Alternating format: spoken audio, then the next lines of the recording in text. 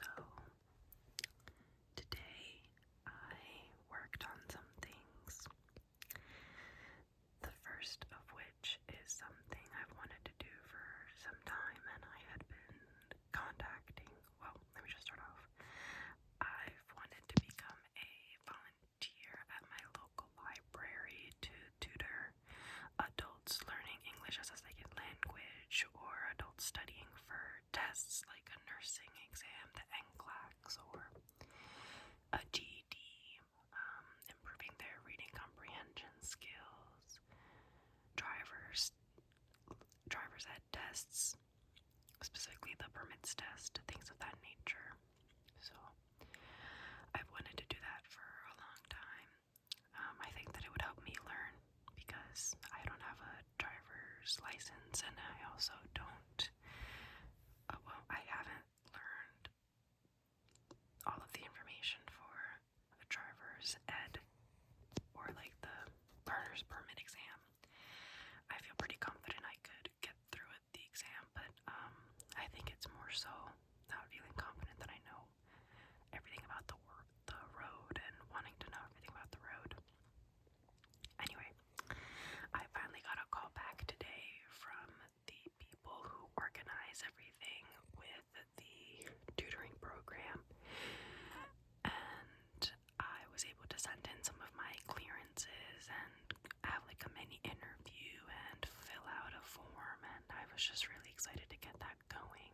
And I found out that the training program is going to happen pretty soon, so I'm honestly ecstatic that I get to start this and slowly but surely make a difference in people's lives and gain some experience personally, because I have a lot of experience with the kids on my resume, but not much with adults, and I think that it would be beneficial for me and my future goals to have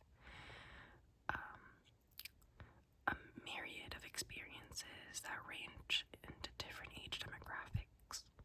So yeah, I am so excited about pursuing that.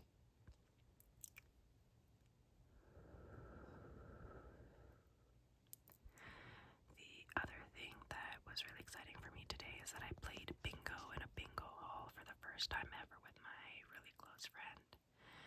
We went to, a bingo hall that she had frequented in the past, and I spent about, I think, $35, and I won 42, so I broke even.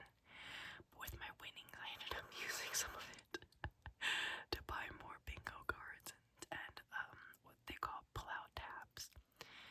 It was ridiculously fun, and I also bought a dauber or a dapper.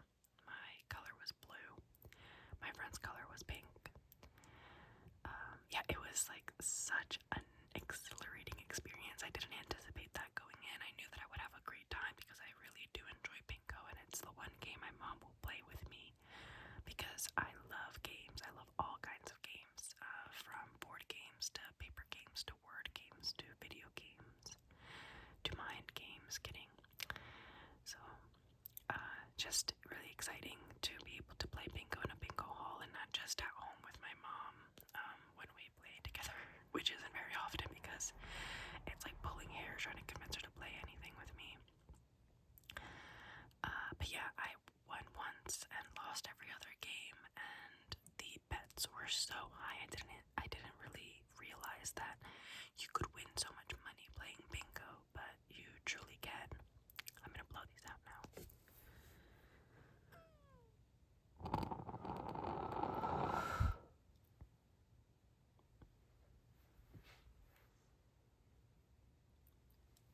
Some nice visual ASMR.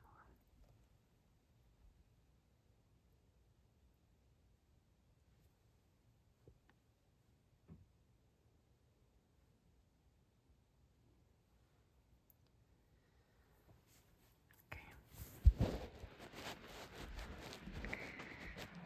Transporting us now over to my bed. Okay. I'd show you my face, but I have like a mask on today, just like I did yesterday. And by mask, I mean like a face mask, and not, not a protective mask, but there was this trend a long time ago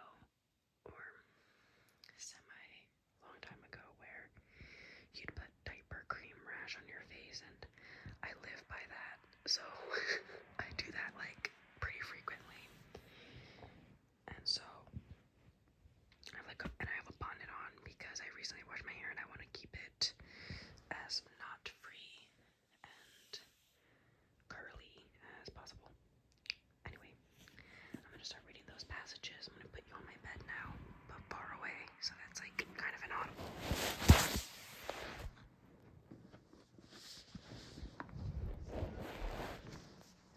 I'm gonna be reading The Body Keeps the Score by Bessel van der Kolk again.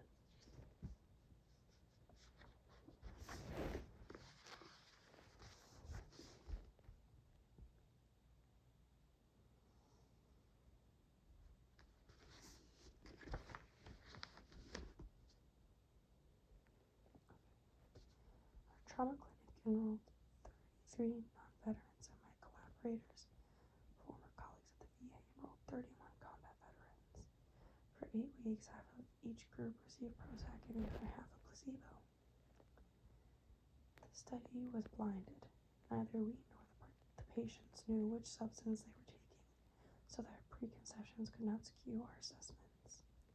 Everyone in the study, even those who had received the placebo, improved, at least to some degree. Most treatment studies of PTSD find a significant placebo effect. People who screw up their courage to participate in a study for which they aren't paid and which they're repeatedly poked with needles and in which they have only a 50-50 chance of getting an active drug are intrinsically motivated to solve their problems. Maybe their reward is only the attention paid to them, the opportunity to respond to questions about how they feel and think. But maybe the mother's kiss that soothed her child's grapes are just a placebo as well. Prozac works significantly better than the placebo for the patients from the trauma clinic. They slept more soundly, they had more control over their emotions, and were less preoccupied with the past than those who received a sugar pill. Surprisingly, however, the Prozac had no effect at all on the combat veterans at the VA. Their PTSD symptoms were unchanged. This result held true for most subsequent pharmacological studies of veterans. While the VA has shown modest improvements, most have not been defeated at all. I've never been able to explain this, and I cannot accept the most common explanation of receiving a pension or disability benefits prevents people from getting better. After all, the amygdala knows nothing of pensions, it just detects threats. Nonetheless, medications such as Prozac and related drugs like Zoloft, Celexa, Cymbalta, and Paxil have made a substantial contribution to treatment of trauma-related disorders. In our Prozac study, we used the Rorschach test to measure how traumatized people perceive their surroundings. These data give us important clues to how their class of drug, formerly known as selective serotonin reuptake inhibitors or SSRIs, might work. Before taking Prozac, these patients' emotions controlled their reactions. I'm thinking of a Dutch patient, for example, not the Prozac study, who came to see me for treatment for a childhood rape, and who was convinced that I would rape her as soon as she heard my Dutch accent. Prozac made a radical difference. It gave PTSD patients a sense of perspective and helped them to gain considerable control of their impulses. Jeffrey Gray may have been right. When their serotonin levels rose, many of my patients became less reactive.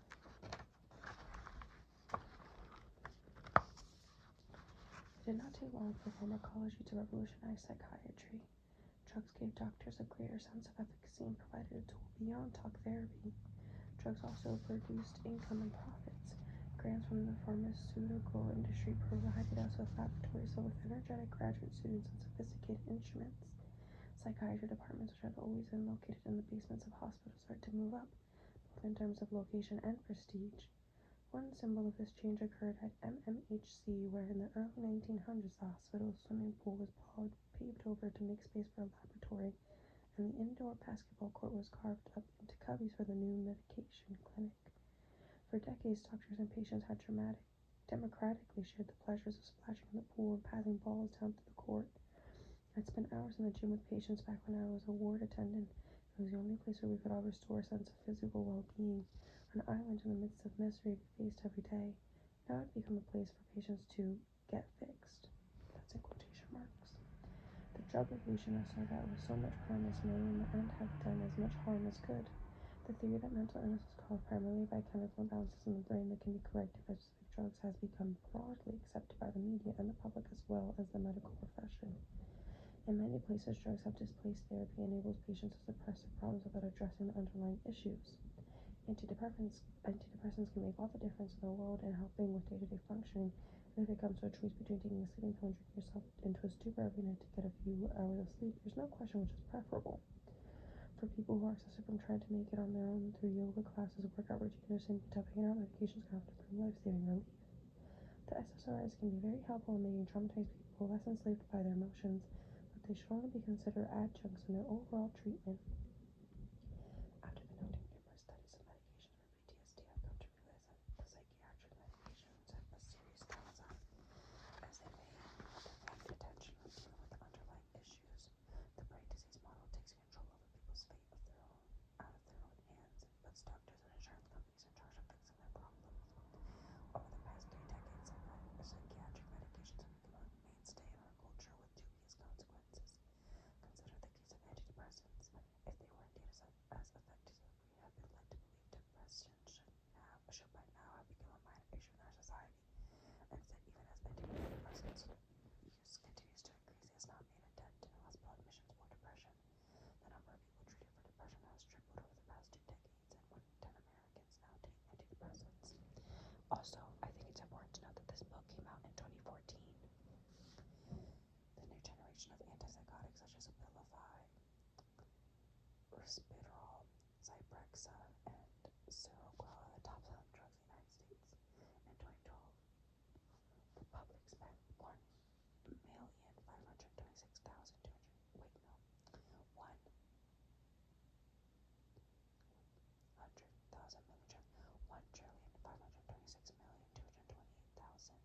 on Abilify, more than any other medication. Number 3 was Cymbalta, an antidepressant that sold well over $1 billion worth of pills, even though it has never been shown to be superior to older antidepressants like Prozac, for which much cheaper generics are available. Medicaid, the government healthcare for the poor, spends more on antipsychotics than any other class of drugs. In 2008, the most recent year for which complete data are available, it funded $3.6 billion for antipsychotic medications, up from $1.65 billion in 1999.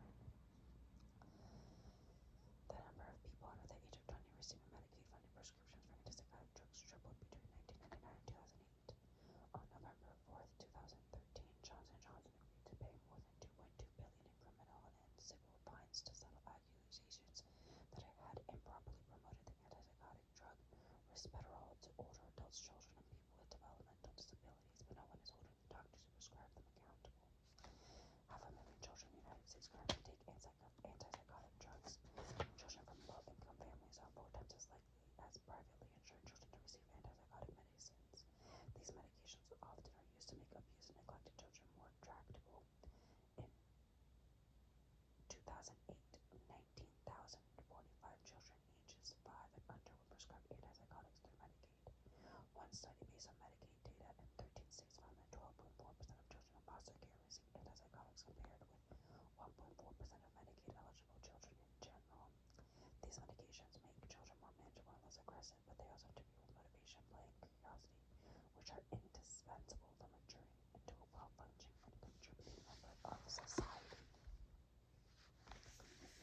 Children in tandem are also at risk of becoming morbidly obese and developing diabetes.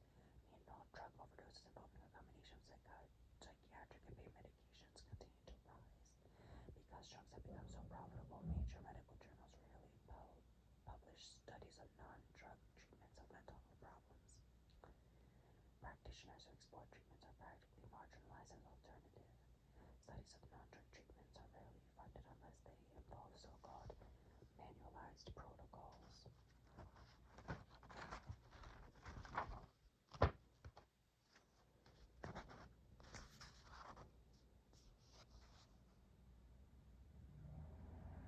Where patients and therapists go through narrowly prescribed sequences that allow little fine-tuning to individual patients' needs. Mainstream medicine is firmly committed to a better life through chemistry and the fact that we can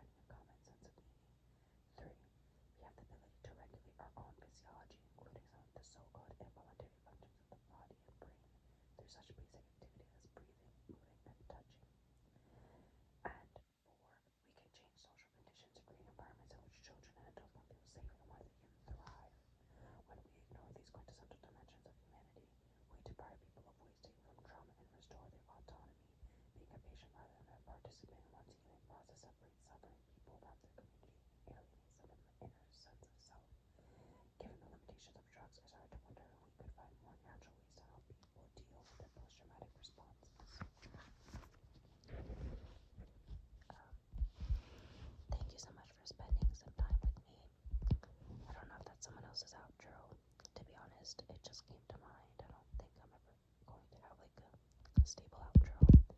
I rambled too much. Well, regardless, thank you, and I'm grateful for every single person that watches and every single person that doesn't and watches someone else's videos.